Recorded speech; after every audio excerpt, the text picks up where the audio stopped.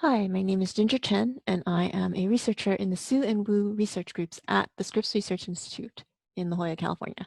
And I am going to talk about applying citizen science to biomedical literature curation and beyond. So our research groups have always been interested in making information more usable through APIs and portals. These are just a few examples of our APIs and our portal BioGPS. And we have also been interested in crowdsourcing scientific information so the idea of citizen science for structuring information and making it more useful intrigued us. When we first started our efforts in 2014, we scoured the internet for the most renowned citizen science efforts in the biomedical research space and pretty much ended up with a short list consisting of Foldit, which you've just heard about from Seth, Eterna and Philo, both of which you'll hear about more today, I believe, and iWire. And somehow each of these great projects have managed to distill a scientific research task into something really fun and enjoyable and recruit a lot of citizen scientists to help them with it.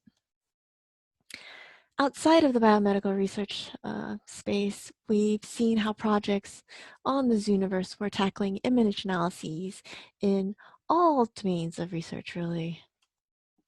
And we wondered if and how citizen science could be applied towards dealing with scientific knowledge itself.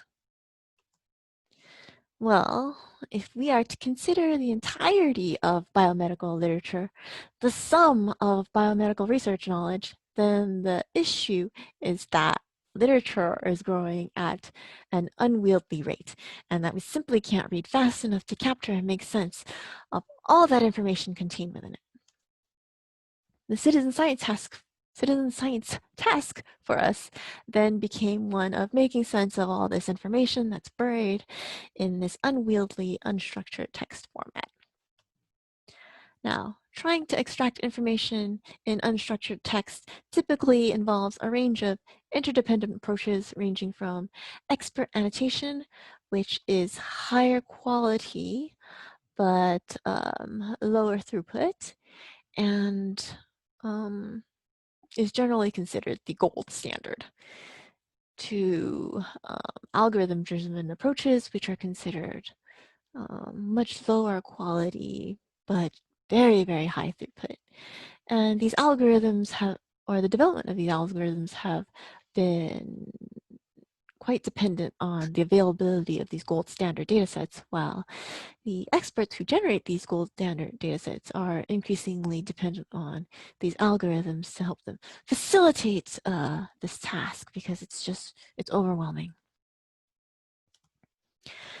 And we wondered if citizen science could be applied to create a kind of larger silver standard corpora, which could be used to enhance algorithm development while offloading some of the more mundane tasks from experts to free up their time for higher level biocuration, things like ontology development, concept type definition, etc. This meant that we needed to explore citizen science applications as information extraction tasks. Traditionally, information extraction consists of 3 steps. First is named entity recognition, or identifying what is in a string of text. This is akin to determining the color-coded nodes of a knowledge network from the text. Secondly, normalization or entity linking. This involves some sort of linking of concepts to some sort of ontology or dictionary, which enables synonyms to be identified and concepts or entities to be deduplicated. And third, relationship extraction, or identifying how these things in the text are related. And this is equivalent to identifying the edges in a knowledge network. That's it. Scientific text can be full of jargon. It's often stylistically off-putting to read and can be overwhelmingly information dense. We needed to figure out how to make the task more digestible to users, how to allow users to even perform the task, and how to train them to perform the task such that their aggregate work would be of sufficient quality. We knew from Amazon mechanical Turk experiments that Turkers could perform disease entity recognition or disease annotations. But this task was nowhere near as appealing to existing games in the biomedical research space. So we weren't sure if we'd be able to find an audience or any volunteers to help us with this task.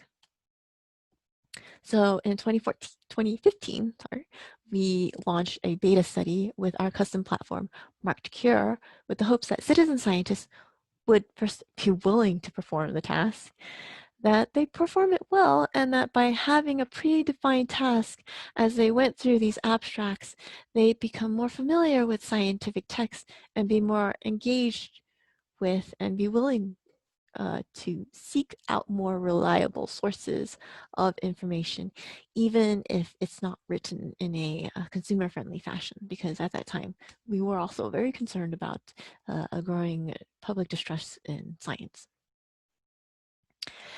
And because it was 2015 and citizen science generate data at that time was still being viewed with much skepticism, we used the expertly annotated NCBI disease corpus as the set of abstracts for our beta study. This way, we'd have a basis of comparison to demonstrate the quality of citizen science generated data and be able to identify design issues that were dampening the quality of the results. Because in citizen science, if you have issues with data quality, it's often primarily due to some sort of design issue.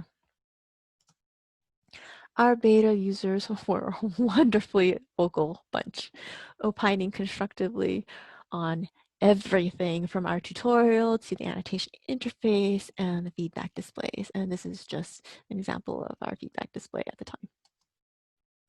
We found that citizen scientists were willing to perform disease entity recognition or disease annotations, and that they could perform it at high quality. Similar to many citizen science projects, a lot of the work was completed by a small portion of the users. In this case, about 50% of the work was done by just 6% of the users. The average F-score per user across their annotations was 0.761, which was similar to that of an expert annotator during the first phase of the disease corpus, the development of the disease corpus, which is which was what our curators were annotating. And if you're curious about the nitty-gritty details of this experiment, they are published in the Citizen Science Association's journal, Citizen Science Theory and Practice. The question for us then became whether or not citizen scientists could perform relationship extraction, which was a much more difficult task. Like, how would this work? What would the interface look like? What would, how could the data be used in conjunction with programmatic methods? What abstract set would we even use, since there aren't many gold standards? Because the mite family, especially Matt mite and Christina mite, and the rest of the NGLI1 rare disease community had mobilized to help us complete the beta study, we felt it was only fair that the first crack at an uncurated corpus would focus around abstracts surrounding this extremely rare disease, NGLI1 deficiency. We expanded the NER task from just disease annotations to include genes and treatment annotations as well. We then identified some of the most common types of relationships between those three concepts and built tutorials and annotation interface and feedback screens around these relationships. We found that citizen scientists were again willing to perform relationship extraction, and the distribution of contributions was again similar to our NER study and other online citizen science efforts. We also confirmed the importance of accurate named entity recognition and identified a number of design issues that had impacted our data quality. So we found that one of the issues with the data quality was that a number of users were really reluctant to actually discard a concept or an entity, even if it was inaccurately annotated. So on the x-axis here is the number of concepts which were marked as incorrect relative to the total number of submissions per user. And on the y-axis is the user accuracy. And the size of the circle indicates the number of tasks each user performed, and each circle is a different user. And the color, or the depth of the color for each circle, is the number of tasks that the user performed that was in the quality control set. So we could use it for estimating accuracy.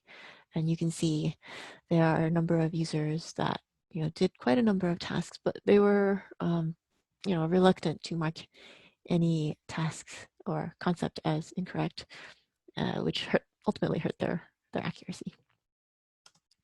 We also found that the data generated by citizen scientists could be used to identify relationship types currently not available in our system. And so here is the number of users that voted on that agreed that there is a non-specific relationship between two concepts. They're related, but the specific relationship isn't in our system. And as you increase the number of user agreement, you have a decrease in the in errors due to just the wrong concept being there. And above about 6 or 7 users, you generally have a number of relationships that are just not currently available in the system. We compared the citizen science generated data with algorithm mined data and identify ways in which the two approaches might complement one another. So on the left here, in these two columns, are relationships identified in SST02-III, which is a database generated by the SEMREP algorithm.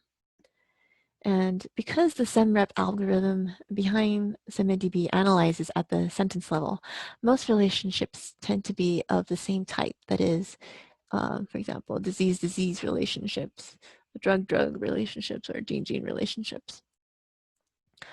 There was actually very few relationships that overlapped from SST02-III and Mark2Cure, simply because the gene-disease relationships in a single sentence are not as common in SST02-III.